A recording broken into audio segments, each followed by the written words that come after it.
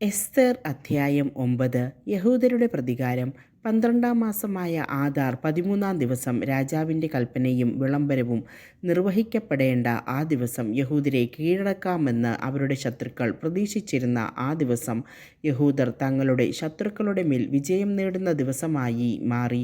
അഹസ്വേരോസിൻ്റെ എല്ലാ പ്രവിശ്യകളിലും തങ്ങളുടെ നഗരങ്ങളിൽ യഹൂദർ തങ്ങളുടെ നാശം ആഗ്രഹിച്ചിരുന്നവരെ വധിക്കാൻ ഒരുമിച്ച് കൂടി. ആർക്കും അവർക്കെതിരെ നിലകൊള്ളാൻ കഴിഞ്ഞില്ല. കാരണം അവരെക്കുറിച്ചുള്ള ഭയം അത്ര കണ്ട് എല്ലാ ജനതകളെയും ബാധിച്ചിരുന്നു. പ്രവിശ്യകളിലെ എല്ലാ പ്രഭുക്കന്മാരും ദേശാധിപതികളും നാടുവാഴികളും രാജസേവകന്മാരും യഹൂദരെ സഹായിച്ചു. കാരണം അവർ മൊർദെഖായിയെ ഭയന്നു.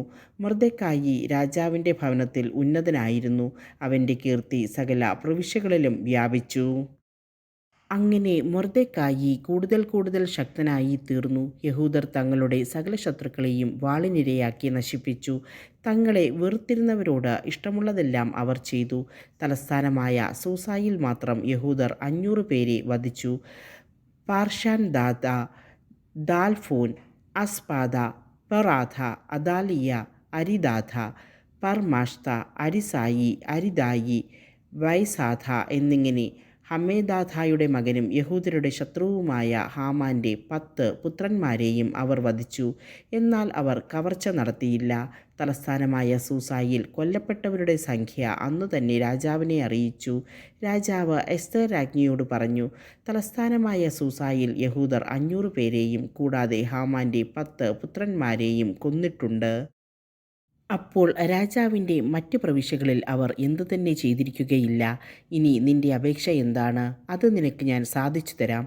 നിന്റെ അടുത്ത ആവശ്യമെന്ത്? അത് നിവർത്തിച്ചു തരാം.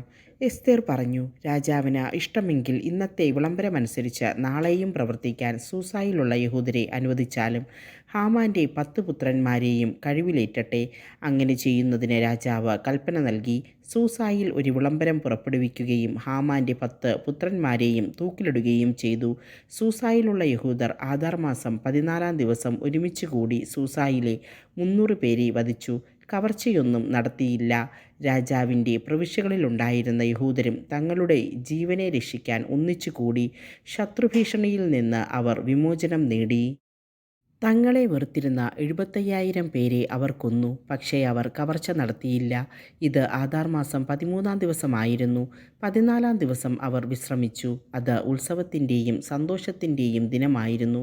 എന്നാൽ സൂസായിലെ യഹൂദർ 13ഉം 14ഉം ദിവസങ്ങളിൽ ഒന്നിച്ചു കൂടുകയും 15-ാം ദിവസം വിശ്രമിച്ചു കൊണ്ട് അത് വിരുന്നിൻ്റെയും സന്തോഷത്തിൻ്റെയും ദിനമാക്കുകയും ചെയ്തു. ഇതുകൊണ്ടാണ് ചെറിയ പട്ടണങ്ങളിൽ വസിക്കുന്ന ഗ്രാമീണരായ യഹൂദർ ആദാർ മാസം 14-ാം ദിവസം സന്തോഷത്തിൻ്റെയും വിരുന്നിൻ്റെയും വിശ്രമത്തിൻ്റെയും സമ്മാനങ്ങൾ പരസ്പരം കൈമാറുന്നതിൻ്റെ ദിനമായി ആചരിക്കുന്നത്. പൂരീം തിരുനാൾ. മൊർദെഖായി ഇതെല്ലാം രേഖപ്പെടുത്തി.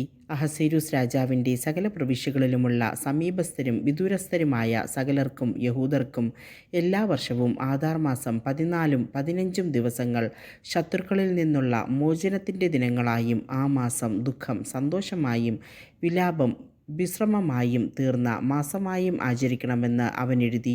വിരുന്നിൻ്റെയും സന്തോഷത്തിൻ്റെയും ദിനങ്ങളായി പരസ്പരം സമ്മാനങ്ങളും ദരിദ്രർക്ക് ദാനങ്ങളും കൊടുക്കുന്ന ദിനങ്ങളായി അത് ആചരിക്കണമെന്നും അവൻ എഴുതി.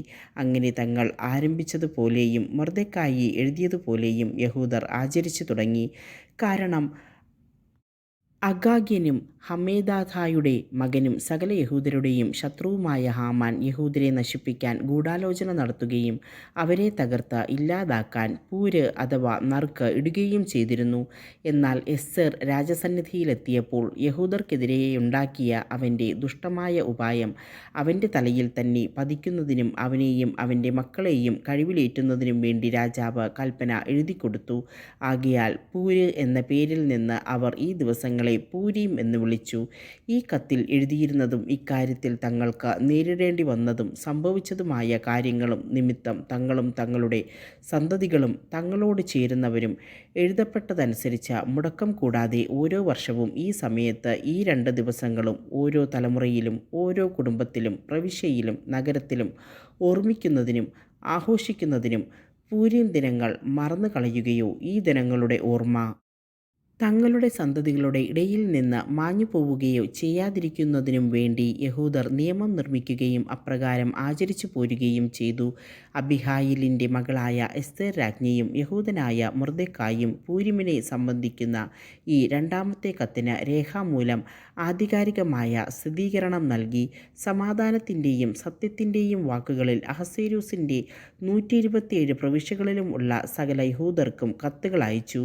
പൂരിമിൻ്റെ ഈ ദിനങ്ങൾ നിശ്ചിത കാലങ്ങളിൽ യഹൂദനായ മൊർദെഖായും എസ്തേർ രാജ്ഞിയും യഹൂദരോട് ആജ്ഞാപിച്ചതുപോലെയും യഹൂദർ തന്നെ തങ്ങൾക്കും തങ്ങളുടെ സന്തതികൾക്കും വേണ്ടി ഉപവാസത്തെയും വിലാപത്തെയും കുറിച്ച് തീരുമാനിച്ചതുപോലെയും ആചരിക്കുന്നതിന് വേണ്ടിയായിരുന്നു അത്. എസ്തേർ രാജ്ഞിയുടെ കൽപ്പന പൂരിമിൻ്റെ ഈ ആചാരങ്ങൾ ക്രമീകരിക്കുകയും അവ രേഖപ്പെടുത്തുകയും ചെയ്തു.